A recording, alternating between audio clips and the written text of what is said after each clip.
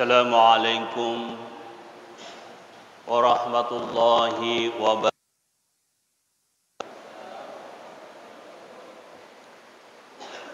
Bismillahirrahmanirrahim. Alhamdulillahirabbil alamin. Wal aqibatu lil muttaqin wala udwana illa 'alal zalimin. Wassalatu wassalamu ala Rasulillah wa ala alihi wa ashabihi wa man tabi'ahum bi ihsani ila yaumiddin, amma ba'd. Rabbi shrah li sadri wa yassir li amri wa hlul 'uqdatam min lisani yafqahu qawli. Subhanaka la ilma lana illa ma 'allamtana innaka antal alimul hakim wa la haula wa la quwwata illa billahil aliyyil azim. Hadirin hadirat yang sama-sama dirahmati Allah Subhanahu wa taala.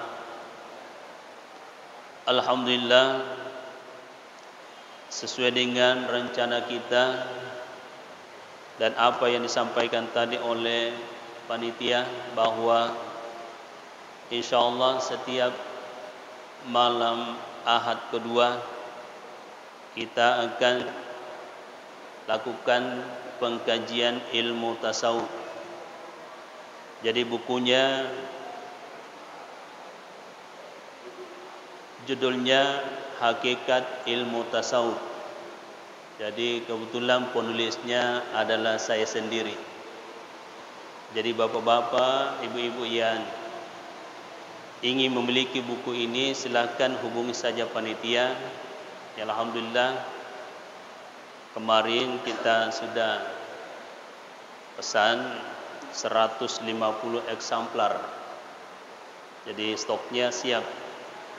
Siapa yang ingin dalami hakikat ilmu tasawuf, ya syukurna di samping kita dapatkan langsung dari penulisnya, dan sekaligus juga kita miliki bukunya yang tertulis.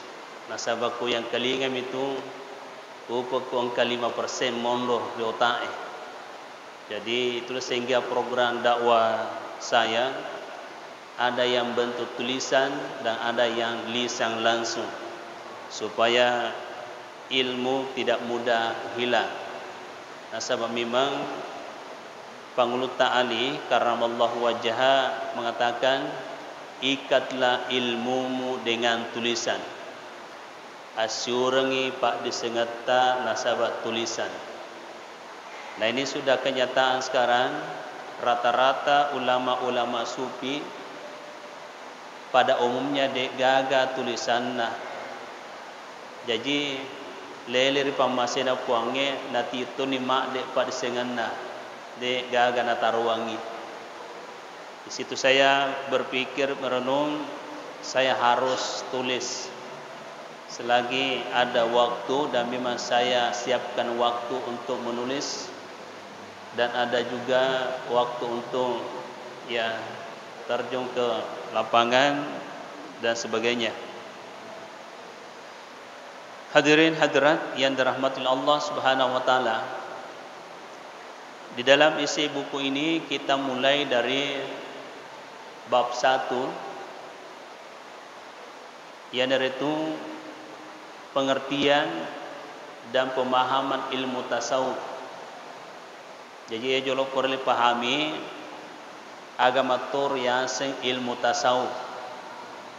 Nasabah mega uruntuk ri masyarakat ta, terutama di daerah-daerah pegunungan, licu-licu adami nasingi tasawuf.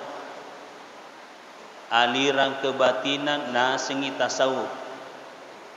Nah, sekarang tibalah waktunya kita akan pahami baik-baik agama toriasen tasawuf.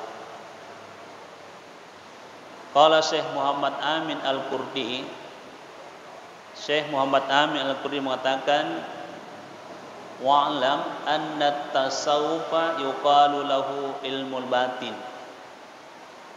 Tapajapui maka da situngan na turasanya ilmu tasawuf, ilmu hati.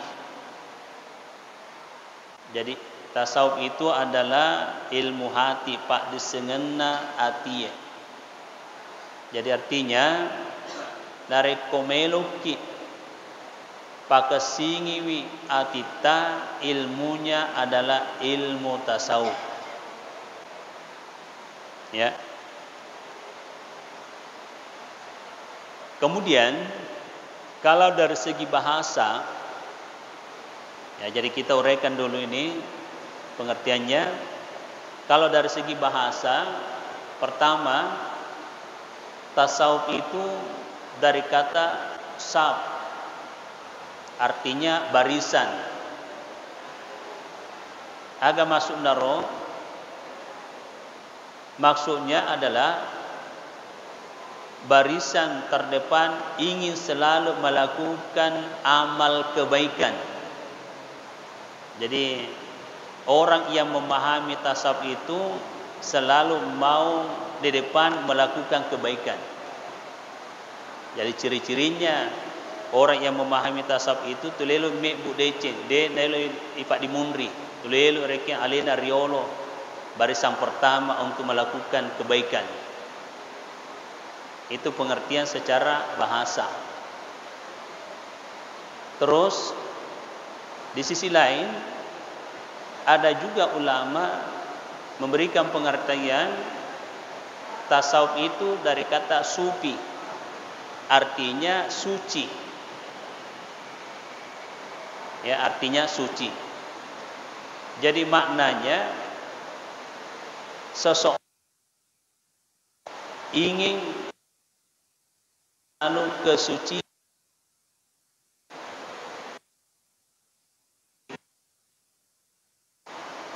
Jadi tania tu reke sufi asenna jagai apa cing atinna.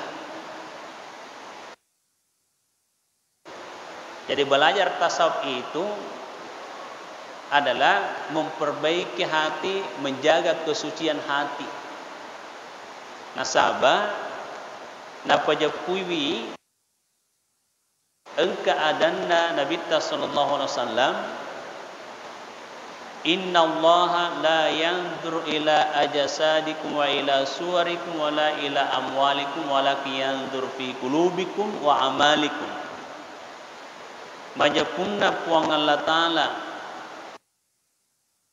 sadikum, dia tidak memandang jasad atau tidak menilai atau gaya atau model yang dinilai bikum, tetapi yang dinilai Allah dari kita adalah hati. Sufi itu selalu menjaga kebersihan hatinya. Kebersihan hatinya. Lalu qala Rasulullah sallallahu alaihi wasallam ay qala azza wa jalla fi jawfi ibn adam kasra fil kasri sadra wa fi qalbin fuada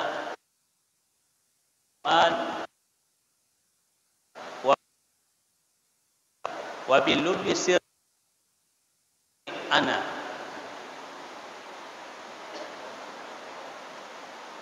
Rasulullah SAW ayat azza wa jalla. Jadi ini hadis ini adalah hadis kudusi.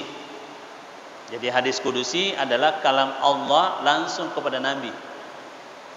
Jadi badaitu fi jawfi ibn Adam kasra, saya telah membangun rongga tubuh anak cucu Adam.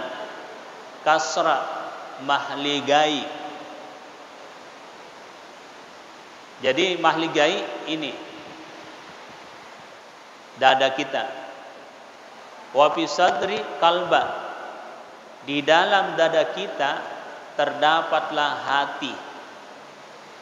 Di dalam dada kita terdapatlah hati. Wa fi qalbin fuada, di dalam hati ada mata hati. Jadi fuad itu adalah mata hati yang biasa distilahkan hati bicu. Ya tahu mah tuh hati bicu, itu fuad. Wa fi fuad sagapa. Kemudian di sampingnya mata hati itu ada penutup mata hati namanya sagapa. Jadi gambarannya samalah mata kita ini apa namanya? Ini penutup mata kepala toh. Terkadang tertutup, terkadang terbuka. Jadi ternyata hati manusia seperti itu juga. Jadi itu sagapa penutup mata hati. Jadi terkadang terbuka dan terkadang tertutup. Jadi ini fleksibel. Jadi engkau tahu tak buka mata tina, engkau tahu tak tutup mata tina. Nah, sebentar kita telusuri. Ya, seperti apa tandanya yang tertutup mata hatinya dan yang terbuka mata hatinya. Ya, wa bis sagapi lubba. Ya, di dalam penutup mata hati terdapatlah di situ cahaya. Ya, cahaya itulah yang menerangi hidupnya orang. Wa fil lubbi sirra. Di dalam cahaya itu terdapat rahasia. Ada yang tambahkan di situ, disitulah bersemayam roh. Ya, disitulah bersemayam roh. Itu sirra, rahasia. Jadi roh itu adalah rahasia Allah.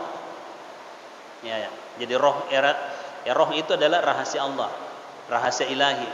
Wa firruh, ya wa fisir di dalam rahasia nur, ada cahaya. Wa binuri ana, di dalam cahaya itu ada aku. Nah, di sini ulama-ulama sufi menyampaikan bahwa kata anak di situ adalah Allah. Apanya Allah?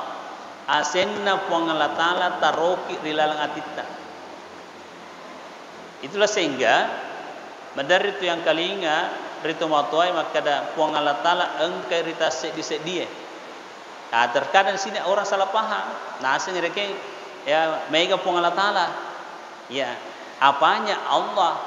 Namanya. Asenna puangalatala engkai ritase disedia. Wujudnya Allah satu. Ya toh? Jadi di sini perlu dipahami nama Allah banyak. Tapi wujudnya Allah satu. Jadi ternyata lafaz Allah engkai rilalang atita.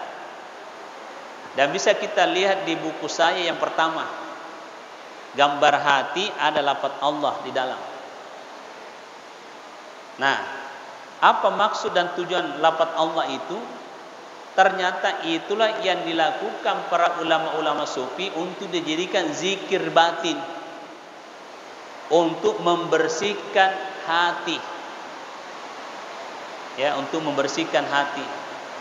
Jadi para ulama-ulama yang notabene dari tarekat-tarekat Naqsabandiyah itu engkau amalan-amalan zikirnya untuk menjaga kebersihan hatinya secara serius. Dan alhamdulillah saya lakukan sampai sekarang. Jadi amalan tarekatnya itu paket dengan sholat tahajud. Jadi masa sembahyang tahajud 8 rakaat, kemudian tambah witir 3 rakaat. Setelah itu istighfar 100 kali, salawat 100 kali, kemudian lafaz la ilaha illallah 100 kali, kemudian tarik nafas, ya tarik nafas, tahan di perut, ucapkan lafaz Allah dalam hati 100 kali. Nah, itulah namanya zikir batin.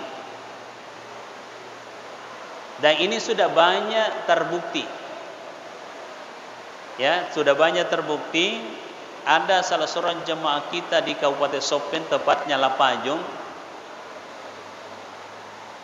Dia sudah puluhan tahun menderita penyakit, dan penyakitnya itu semua dokter ahli tidak ada yang temukan penyakit itu.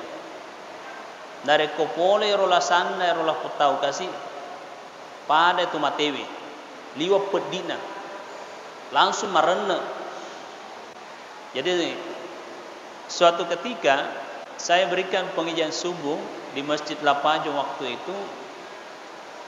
Ya setelah itu dia datang di depan saya minta tolong, ada dia mau tanyakan. Ya pendek kata, dia langsung saja to the point.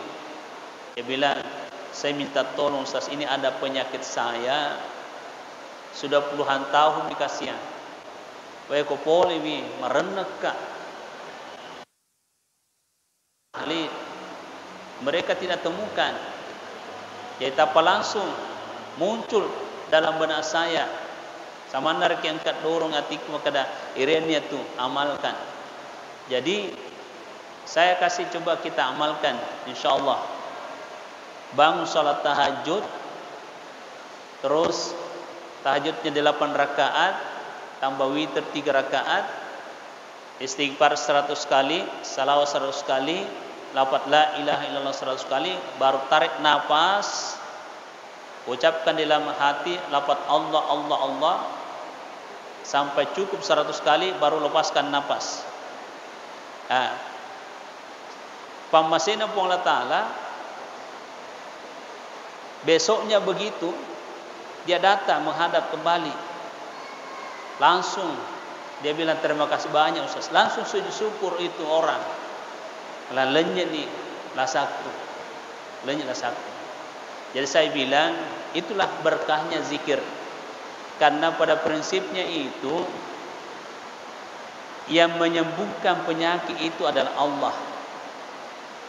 Allahumma anta syafi la shifaa illa shifauka shifaa la yugadir sakam. Ya Allah, Engkaulah yang maha penyembuh. La shifaa illa shifauka. Dega kamu le papa aja lah sana. Tahu sangadina ini mukuan. Inilah pegangan kita. Nah, inilah doa. Jadi obat dokter itu hanya wasilah, perantara, bukan dia yang menyembuhkan. Makanya bapak-bapak, ibu-ibu, penyakit apapun, medis non medis, jangan lupa Sang Maha Penyembuh, Allah. Ya. Jadi kita bangun keyakinan kita di situ bahwa yang menyembuhkan segala penyakit adalah Allah. Hanya kita mencari wasilah, jembatan, karena alam ini punya hukum sebab akibat. Jadi Allah punya hukum sebab akibat di alam ini. Kita jolo as-sabarna, ya insyaallah akibatnya boleh ripuangnya. Jadi manusia itu usaha dan doa baru tawakal. Itu rumus. Ya pas suku ki karesota pada ngata napa sorongan laru kuangnya. Ya ro napa gurang rek itu pandritanta. Ya bahkan nabita, ya bahkan nabita. Hadirin hadirat yang dirahmati Allah Subhanahu wa taala. Jadi lanjut dari itu, lafaz Allah itulah yang menjadi amalan zikir batin oleh para ulama-ulama sufi. Nah, amalannya ini kalau bisa kita amalkan minimal 1 kali 1 minggu, itu sudah luar biasa. Minimal 1 kali 1 minggu. Kalau kita bisa setiap malam lebih dahsyat lagi. Ya. Tapi luar biasa memang. Harus diluangkan waktu. Nah, di samping juga paket ini, salat tahajud ini, pertama intisari daripada salat tahajud itu Pak Dukalasa, pengusir segala macam penyakit itu. Dan itu sudah diteliti oleh ilmuwan sekarang itu. Ternyata salat tahajud itu obat. Dan alhamdulillah selama pandemi Covid-19 saya intensifkan salat tahajud. Jadi saya punya olahraga secara pribadi itu salat tahajud. Nah sabab bangsa tarekin dega olahraga telok ki mapoli mak golo dega aga. Karena saya teringat olahraganya guru tambok dale sampai tahajud dan ada beberapa ulama-ulama sufi itu sempajan tahajud dan pancaji olahraga. Dan memang ilmu sekarang itu mengakui bahwa betul-betul salat tahajud itu nacau olahraga poli, bulu tangkis dan sebagainya. Kami gerakan-gerakannya itu tepat. Makanya kalau kita sholat, perbaiki gerakannya, tumak ninanya. Jadi mulai kita berdiri, ya perbaiki cara berdirinya sesuai dengan petunjuk poler Nabi kita. Kemudian ruku, pada cing ruku tak, jadi sholat sunat, sholat wajib. Pada cing cara ruku kita, jadi harus ada tumak nina. Harus ada tumak nina. Jadi aja dari ke masjid talada ko pure baca subhana rabbiyal azim wa bihamdi katelu monro ki jole cinampe. Monro jole cinampe. Ya, karena di sini di punggung kita itu ada sel darah putih. Ada sel darah putih, di situ nanti dia sempat berzikir kepada Allah kalau kita tumak nina. Dan inilah sel darah putih ini, itulah yang menjaga kesehatan tubuh. Kalau itu bermasalah, yang itu biasa bapak di pongkok nah, tinggal. Ini sudah diteliti Bapak Ibu. Jadi makanya kita ini sebenarnya umat Islam sudah benar insya Allah sekaligus mencaji itu olahraga. Dan itu sudah dibuktikan oleh para ulama-ulama sufi. Ya, jadi semua gerakan sholat itu, sholat sunat, sholat wajib. Lebih dahsyat lagi tuh sholat sunat yang namanya tahajud. Bangun dari ruku, Sami Allah liman hamidah rabbana walakal ham, jangan langsung sujud. Tumak nina lagi. Ya, kasih tenang dulu. Supaya darah itu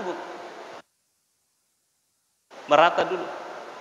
Nah, jadi baru kita sujud. Jadi sujud usahakan pelan-pelan baca subhana rabbiyal a'la wa bihamdi aja nama raja seke kurareken tumak nina lagi.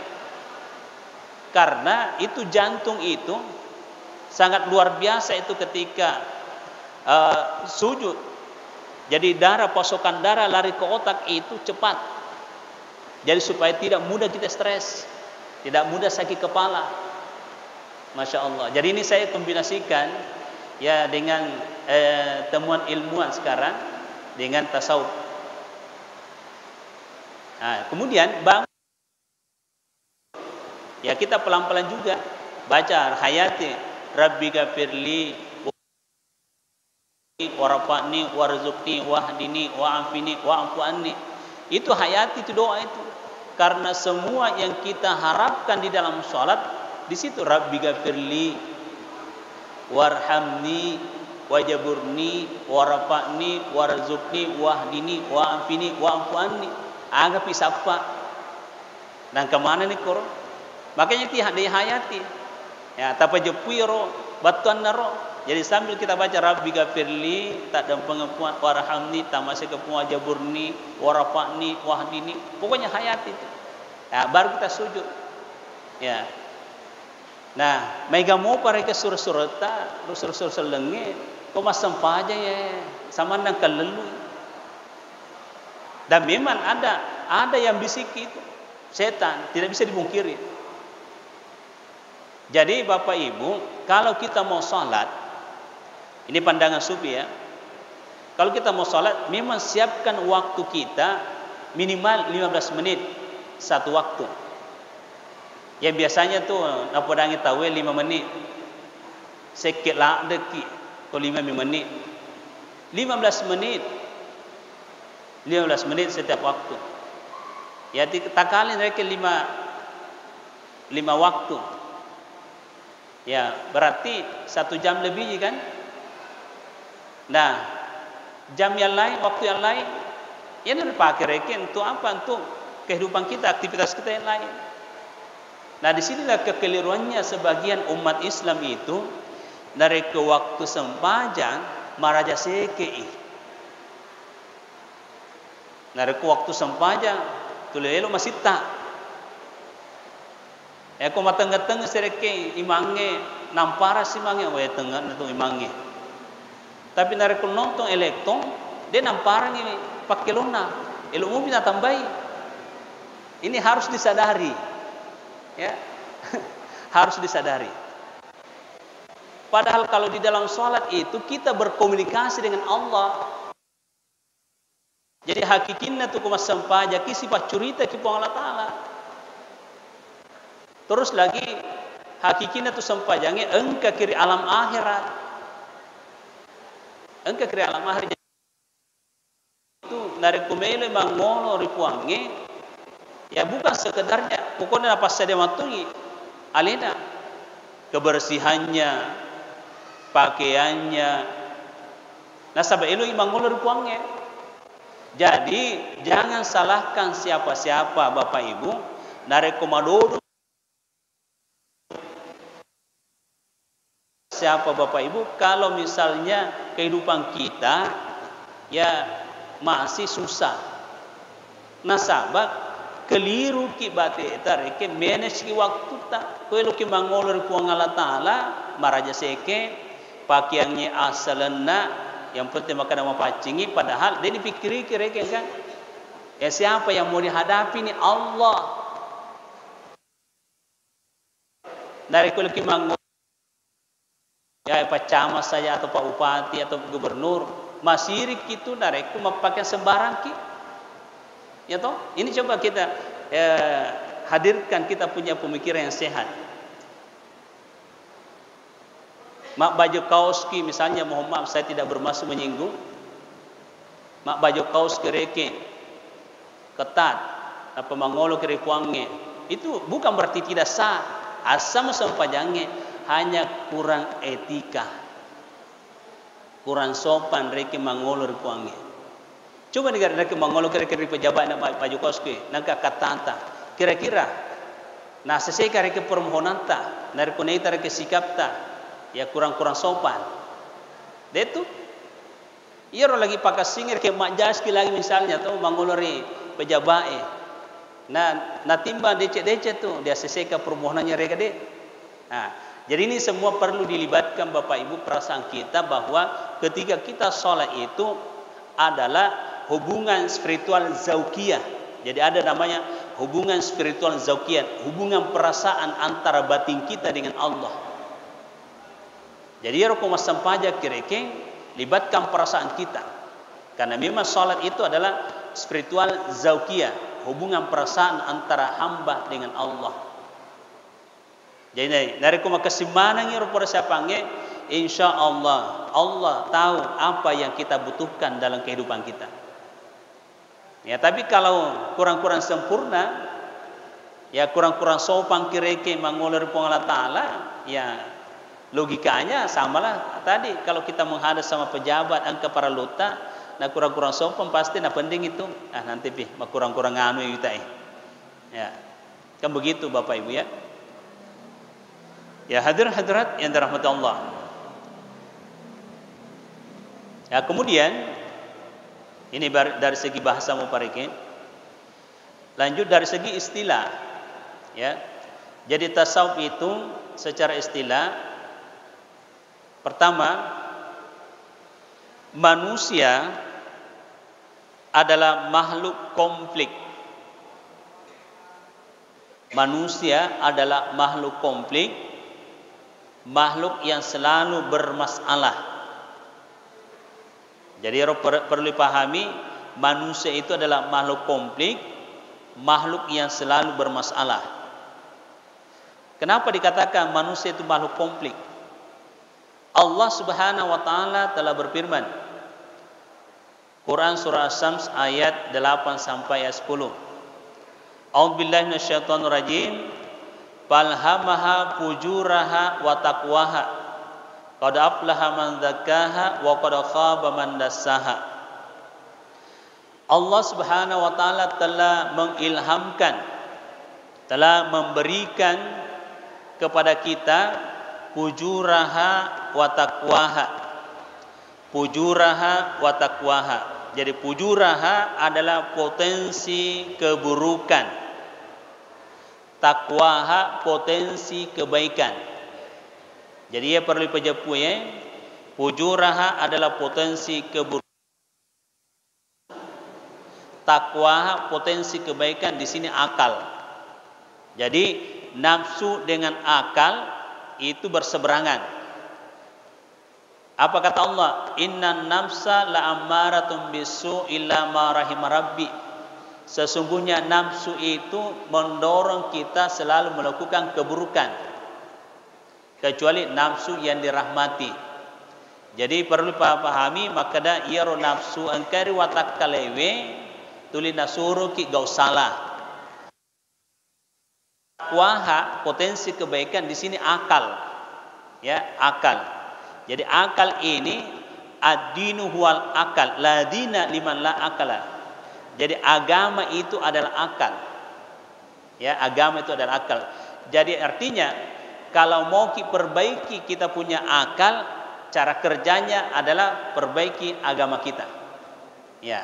Jadi inilah dua potensi di dalam tubuh kita ini berseberangan. Set didorongi lauri anu jae, set didorongi lauri dicenge. Sehingga hati itu terkadang bingung. Ya, terkadang bingung. Lalu ditambahkan lagi hadis Rasulullah SAW. Ma minkum min ahadin illa wa qad ukila qarinuhu minal jinni wa qarinuhu minal malaika. Tiadalah di antara kalian kecuali didampingi dua makhluk, makhluk jin dan makhluk malaikat. Dua-duanya ini makhluk halus. Jadi makhluk halus dari kalangan jin, makhluk halus dari kalangan malaikat. Jin ini mendorong kita melakukan keburukan. Jadi nafsu kita wadah. Jadi naun roy, jadi itu nafsu naun roy jin setan iblis. Ya, ia naro dorongi. Nah, kemudian takwaha, ya akal. Jadi ketakwaan kita di situ malaikat. Ya tuh sih dorong lalu dicengge. Jadi berkompetisi. Ya, ini hati tinggal di tengah. Ya, ini hati tinggal di tengah. Jadi saya lihat di dalam tafsir Abu Sangkang itu, ia ratita menurtengai tergantung kalau pujurah yang menguasai hati manusia tulil lausalen itu tubuh natawi. Tapi kapan takwa yang menguasai hati manusia Allah tu sir decengnya. Ya, jadi begitu. Jadi dua pendamping itu. Nah, kita lihat kenyataannya sekarang. Dari koon tahu ya dominan pangkau salah rekin napugau berarti itu pujurahanya mendominasi hati. Nah, kemudian kau kata saya tahu dominan dia centul naik bu berarti takwaha. Jadi begitu Bapak Ibu. Jadi hati itu sebenarnya itu ya distilahkan adalah presiden nak watak kalewe. Jadi presiden itu tergantung Pak Bicina. Ya Pak Bicina. Oleh pendamping kiri, berubah tuh. Tapi kapan diistir oleh pendamping kanan juga berubah. Nah, jadi itulah sehingga ada pendampingnya. Kalau presiden istilah presiden sekarang itu ada menterinya, ya toh. Jadi kau makasih mana ya menterinya, insya Allah makasih tuh ya. Tapi kau majak menterinya korupsi dan seterusnya, pasti man rasa tuh itu. Jadi itu ibrahnya perempuannya seperti itu. Nah, hati itu ada tiga tingkatan. Ya, hati itu ada tiga tingkatan. Kalbun salim, kalbul marid, kalbul maid. Jadi hati sehat, hati malasa, hati mate. Ya. Jadi ini tingkatannya hati. Jadi kalau sehat, ya ini yang dominan, takwaha. Tapi kalau sakit, malasa, ya rega mate, iya dominan. Jadi makro modelnya Bapak Ibu ya. Ya itu sehingga perlu tidak ada amalan masih seatia. Nah itulah tadi salah satu amalannya ulama-ulama sufi itu tahajud, baru istighfar dan seterusnya. Nah kalau itu dilakukan secara berkesinambungan, menenungan, insya Allah terjaga kesehatan hati. Kalau tidak ada amalan Bapak Ibu, dua itu narekodina malasa mati sising hati ya toh. Jadi harus ada amalan itu. Makanya kalau mau tenang hatinya harus ada amalan. Nah salah satu amalannya itu tadi harus berkesinambungan. Kodega kamalan tama sesa kitu ngonor lino. Nah terus lagi nafsu itu, ya nafsu itu macam-macam.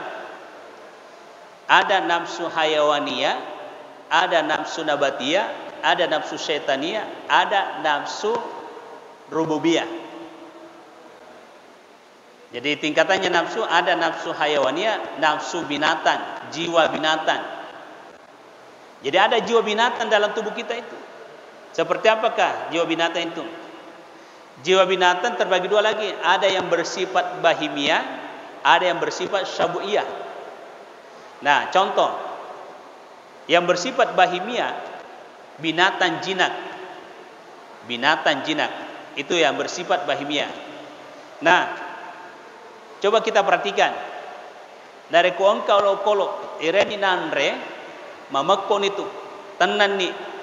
Ternyata ada manusia kalau dikasih makanan mamakotoni, ya toh? Pokoknya kau angkat nanre natu makan itu nafsu bahimia. Jadi ada manusia hidup hanya melayani perut. Berarti dia nafsu bahimia, binatang jinak. Andri miana sapa agak tahu. Terus ada namanya syabu'iyah. Jadi nafsu yang bersifat syabu'iyah, binatang ganas. Binatang ganas. Ya, coba kita perhatikan binatang ganas. Ya, katakanlah anjing, buaya, harimau, itu ganas itu. Ya, kita coba misalnya angka asu reken, 2 telu asu. Teren reken buku sapi atau buku bembe. Pasti malaga tuh. Pasti malaga tuh. Jadi makotoro gambaran rupa tawe nareku engka reke anu agasena anu makanja-kanja nan lagai koro itu harus disadari bahwa nafsu binatang ganasnya yang kuasai tubuhnya. Contoh, ada sembako, maka betatu, maka betang. Contoh sederhana lagi, kalau maulid ki, pantai, telok, berjejeran. Madari rakyat depar kena selesai baca pot dongeng, lupa mana nih, tahu malah telok. Itu dia tidak sadar bahwa itu binatang ganas itu. Dia nak pikir-pikir ke makada, koma buang matu ye, tatu sematu ajun nareke, nak kena tahu. Jadi binatang ganas itu intinya adalah ego. Jadi kalau ada orang ego mementingkan diri sendiri, itu binatang ganas. Apalagi contoh binatang ganas, mengejar kursi, ya mengejar kursi, siku kiri siku kanan tendang, itu juga binatang ganas itu. Ini yang paling ngeram maka iya toh. Ya saya tidak bermaksud untuk menyinggung asli pakai maki. Jadi coba kita perhatikan dalam ajaran agama, siku kiri siku kanan kan itu dosa. Apalagi kita mau duduki kursi itu, lalu kita hancurkan namanya orang. Bahkan kita buatkan reken kejelekan baru kita sebarkan lewat media begini.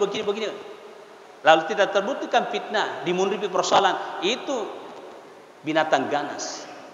Dan ini yang melanda negara kita sekarang. Sehingga setengah mati negara tanpa kue. Jadi nafsu sabu'iyahnya. Nah inilah yang harus diperangi. Ini yang harus diperangi. Makanya orang-orang sufi itu sasaran tembaknya itu adalah nafsunya. Kalau mau merdeka hidupnya, kuasai diri kita, kuasai nafsu kita, Bapak Ibu. Dia dulu merdeka mundur rilim nanareko najajaki nafsuta. Makanya Rasulullah SAW sewaktu pulang dari perang Badar itu, apa kata beliau?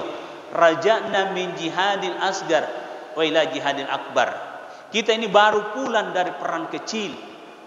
Padahal perang Badar itu darah sampai di mata kaki. Tapi menurut penilaian Nabi ta irotwe ini masih perang kecil, Mbok. Kita akan menuju perang besar. Sahabat mengatakan, bertanya balik kepada Rasulullah, jihad apa lagi Rasul? Lebih besar daripada ini perang Badar. Maka Nabi minta jihadun nafsi wa hawahu. Melawan nafsu, melawan keinginan. Itu lebih besar daripada perang Badar. Jadi intinya kuasai nafsuta. Kuasai nafsuta. Insya Allah kalau nafsu sudah dikuasai, akan muncul hakikat diri kita. Hakikat diri kita adalah makhluk yang paling mulia. Ya, hakikat diri kita itu makhluk yang paling mulia. Dari seluruh makhluk yang diciptakan Allah adalah manusia yang paling mulia. Nah, kalau itu sudah dikuasai, insya Allah bukan saja sesama manusia akan kagum, akan tunduk sama kita. Semua makhluk Allah akan tunduk, akan kagum sama kita kalau kita temukan kita punya hakikat diri kita. Allah katakan, laqad khalaqnal insana fi ahsani taqwim. Sungguh kami telah ciptakan manusia dengan bentuk yang paling sempurna. Jadi penafsirannya ayat itu adalah makhluk kami lebih adalah manusia. Nah, jadi kalau kita kuasai nafsu kita, insya Allah derajat kita itu mulia. Bisa lebih mulia daripada malaikat. Tapi kapan nafsu kita tidak dikuasai, maka bisa lebih hina daripada binatang. Nah, lanjut dari ayat itu, tsumma radadnahu asfala safilin. Kemudian kami akan tempatkan di tempat yang paling rendah alias neraka. Artinya apa? Orang yang tidak mampu menguasai nafsunya nanti akan ditempatkan di neraka yang paling bawah. Jadi jihad yang paling afdal adalah melawan hawa nafsu, melawan keinginan. Dan itulah juga salah satu hikmah kenapa kita dianjurkan puasa, diwajibkan puasa. Jadi biasa saya sampaikan di bulan Ramadan itu bahwa situnganna na pancajinging puasa puange nasaba engkana nafsu rewatak kalewe. Ya makotoreke na pancajinging nasurung puang latala sampajange nasaba engkana nyawanta rewatak kalewe. Ya, jadi begitu Bapak Ibu. Ya, jadi saya kasih kesempatan dulu, jangan sampai ada yang mau bertanya, dan insyaallah nanti sebentar subuh kita lanjutkan pendalaman. Sampai di sini ada yang mau ditanyakan? Ya, silakan. Maju-maju. Ya.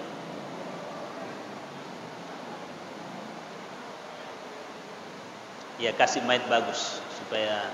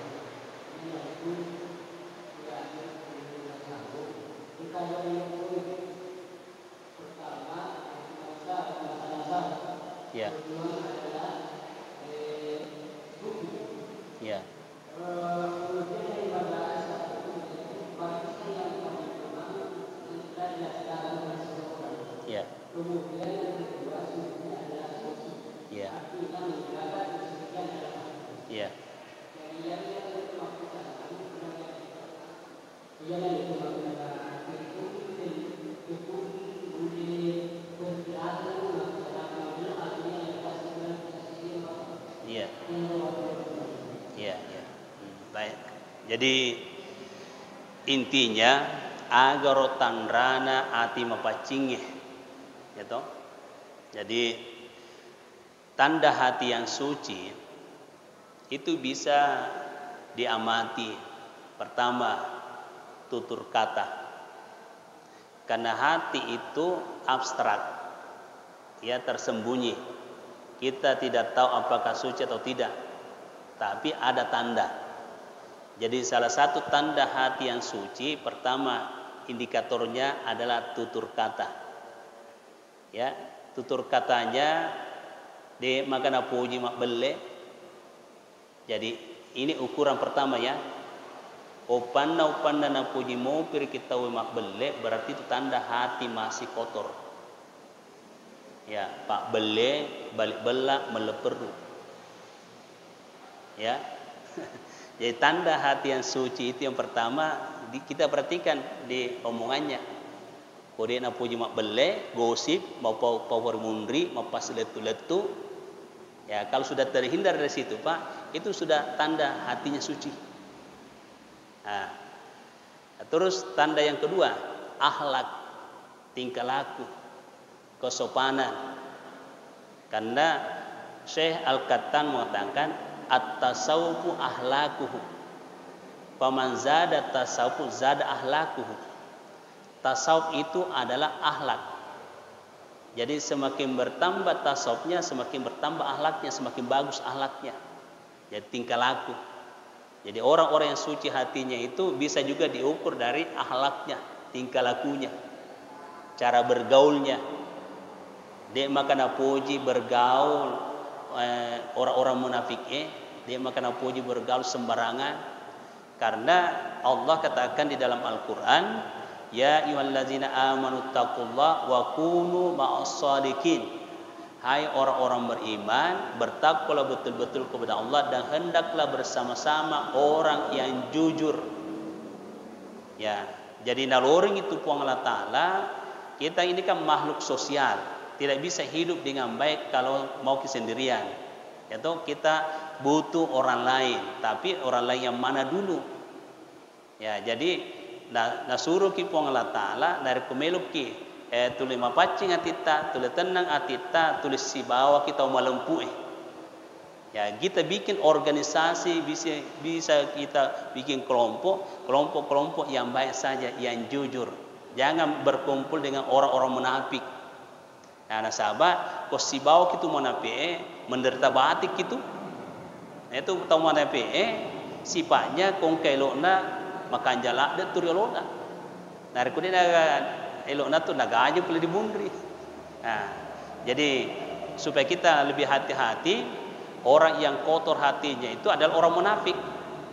Nah, napa nasangi Nabi ta ayatul munafikina salah satu tanda-tanda tu munafik telu. Idza haddatsa kadzaba, dari ku bicara mak bele. Jadi dari ku runtu ni bele na tahu hati-hati ki. Ya. Jadi saya itu secara pribadi ya, saya bedakan ada sahabat, ada teman. Di nayamanan dari kita itu pancai sahabat. Sahabat itu khusus. Ia pa ia pancai sahabat nareko ya si pakaraja si pakala si pakatauka. Nareko aline mereka tuli pakaraja pakatau na cocok ini na eleki ini aja nah. Ya sekedar teman biasa saja. Ya teman itu siapa saja. Ya kita sapa assalamualaikum. Ya sudah, salah ini. Ya tapi sahabat itu ya si bali pergi.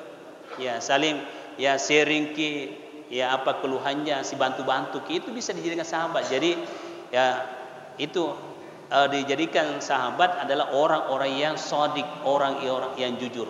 Nah, jadi begitu Pak. Jadi tandanya orang yang suci hatinya itu tadi omongannya ya makasih, lempu, dia nak bele, kemudian tingkah lakunya bagus, akhlaknya bagus, sopan, santun.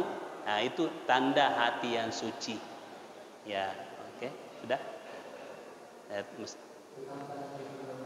Iya. Iya.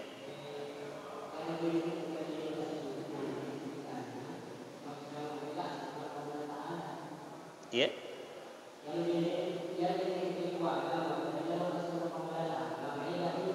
Iya, iya, iya.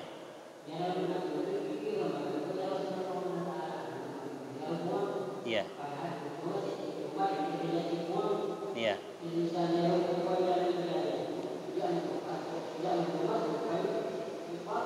Iya. Iya.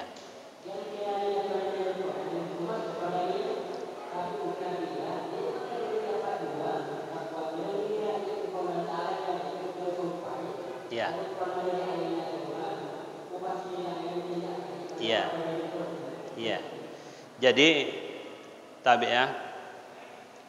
Jadi asinna puang Allah Ta'ala mega. Ada Asmaul Husna 99, itu jelas. Ada juga Asmaul A'zam, nama yang paling agungnya Allah itu satu. Nah, jumlah nama Allah sebenarnya hanya Allah yang tahu. Itu yang 99 dengan satu itu hanya dijadikan sebagai wasilah untuk doa. Ya, kebutuhan tak reking ya roh. 99 tambah 1 itu kebutuhan tak dijadikan doa ya kepada dia. Ya toh? Nah, terus terkait masalah menyembah. Ya toh? Jadi sembahyang sebenarnya itu dari bahasa Sanskerta. Makanya sekarang itu tidak lagi dipakai itu kata sembahyang kalau tulisan karya ilmiah, Pak. Ya, tidak lagi dipakai itu. Ya, kebetulan saya sering memeriksa skripsi tesis, saya coret itu kalau dia pakai sembahyang kata salat. Karena ditelusuri kata sembahyang itu dia juga agama-agama lain juga pakai. Tapi kalau salat dia tidak pakai itu. Jadi makanya penulisan bahasa Indonesia yang terbaru sekarang itu kata salat. Apa makna daripada kata salat itu? Salat itu dari kata sholah. Artinya apa? Maksudnya apa? Adalah wasilah yarega laleng dalete pamase polir pange lor idi. Jadi salat itu yang kita lakukan adalah jembatan atau jalan untuk mendapatkan rahmat dari Allah. Jadi tau makasing itu sempajanda pada kenana reke makasing lalengna ya lancar tu ku makasing laleng kan. Jadi ia tu tahu dia makasing sempajanda berarti pada lona reke ya majai lalenge ku majai lalenge buntu tu macet ke oto itu ku majai lalenge kan. Mak betul gambaranna dari ko makanje sempajata. Ya, makanje sempajata berarti makanje ilalenna pamase polir puange. Makanje lalengna barakat polir puange. Karena rahmat dan berkah itu kebutuhan kita. Ya, 1 detik saja tidak ada rahmat masih sakit. Ya, jadi makanya itu salat itu Pak lala untuk nama seki puange. Jadi jangan salahkan siapa-siapa. Kotuli maranaka tu masih sati berarti lalenna pamasewe maja. Apalagi nar ku petu-petu. Padahal ke sempajang engka mas sempajang petu-petu, ya kan? Jadi itu sehingga pandangan ulama sufi salat itu bukan lagi kewajiban tapi kebutuhan. Ya, jadi ulama sufi itu memandang bahwa salat itu kebutuhan. Ternyata sebaliknya lagi ketika roh ini nyawa tak reke melo reke patunda ke icabu nereke poleri tubunna ia tu naola pai menyawata rewa ri kuange. Itu sehingga salah satu penafsirannya itu inna lillahi wa inna ilaihi rajiun. Sesungguhnya roh kita ini lillah poleri kuange. Wa inna ilaihi rajiun. Nah sesungguhnya nyawata ia elok ri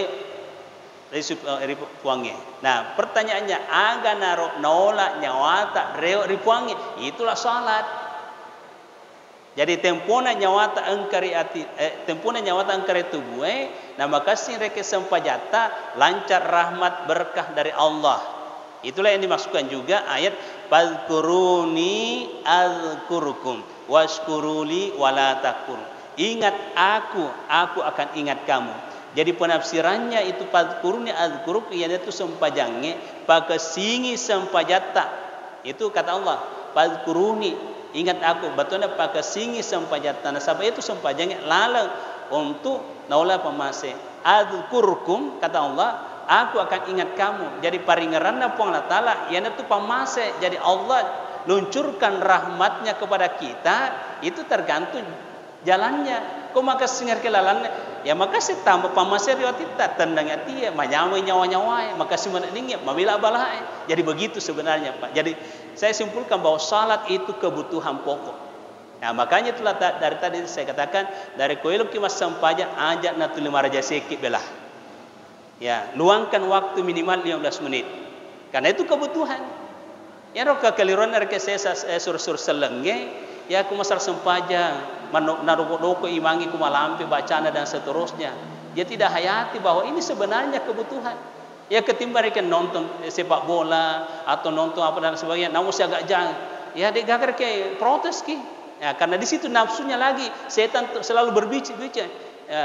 Nah super kimat terus. Nah, ini harus diperangi memang Pak. Ya. Jadi ini pemahaman kita tentang salat ya perlu jadi kebutuhan. Ya itulah sehingga para ulama sufi itu semakin lama salatnya semakin enak. Kenapa Rasulullah ada riwayat mengatakan ya Nabi itu mas sempaja sampai bengkak-bengkak kakinya. Dia nasihat dingin tanranya menarik itu sifat bicara bonge. Sampai Aisyah mengatakan, ya Rasul, nah bengkak-bengkak dia jadi tu nak taruh sempaja ki. Nah kan Bapak bilang tapi tadi abu set dingin tu. Namanya malada ni sa dinabita. Watak kali ini dinabita reki bangka kakinya taruh. Tonton reki. Begitu nikmatnya itu. Contoh sederhana saja Bapak Ibu. Kita yang dari tanah suci itu, kita dari tanah suci. Namun saya maraga lampin dari ki bacana imangnya. Apalagi kalau soal subuh, masya Allah. Biasa perhatikan tas lampa napa rokok. Nah, tulelo pergi mangkalingan. Karena memang tempatnya tempat berkah, suci, di samping reke iro imangnya tahu mapacin. Ya bisa dikatakan dia gak dosana nasabah pak kapala Quran. Bayangkan kalau setiap hari tamat baca Al-Qurannya 30 juz. Saya sempat tanya di situ ada imam, ya Syekh, al-imam Haramain kam. Imamnya Haramain ada berapa? Ada 4. Jadi di Masjidil Haram di Madinah 4 imamnya. Kenapa 4 imamnya? Dia ambil semua dari 4 mazhab, Syafi'i, Maliki, Hambali, Abu Hanifah. Jadi di tumiku itu tulis mapangyomat terus dia asli si pakar raja. Ya saling menghargai perbedaan. Ini ke Indonesia ya Allah, napa sila papa disengan nah bidah haram. Si hargai kibela. La yungkar mukhtalafun fi wa inna ma yungkar mujmal alaih. Aja nutu mapangewang masalah Qur'iyah. Janganlah kamu selalu perselisihkan masalah sunnah.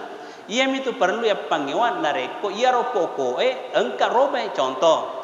Salat subuh 2 rakaat itu pokok kan? Kong kemakada sampai subuh 3 rakaat itu baru kita bantah. Salah ya tuh. Ya masalah kunut tidak kunut tahu salah dipermasalahkan. Yang dipermasalahkan ya mau badina sempajang itu perlu didorong bagaimana menjaharkan basmalah tidaknya selalu panggewang. Ya zikir wirid dijaharkan tidak dijaharkan mau pengosi. Ya Allah. Itulah Indonesia. Jadi kalau kita ini khususnya di kalangan DDI itu menerima perbedaan. Itulah kita di DDI. Ya jadi begitu Pak ya. Ya karena waktu ya nanti sebentar sudah dilanjutkan. Ya demikian amin. Bismillahirrahmanirrahim. Alhamdulillahirabbil alamin sallallahu alaihi wasallam Muhammadin wa alihi wasallam. Allahumma rzuqna fahman nabiyina wa hifdzal mursalin hamal malaikat muqarrabin ya zal jalal karam. Allahumma allimna fi ma jahilna wa dzakirna bima nasina ya zal jalal karam ya alim ya halim ya hafiz ya alim al-ghaib alhamdulillahirabbil alamin. Al-Fatihah.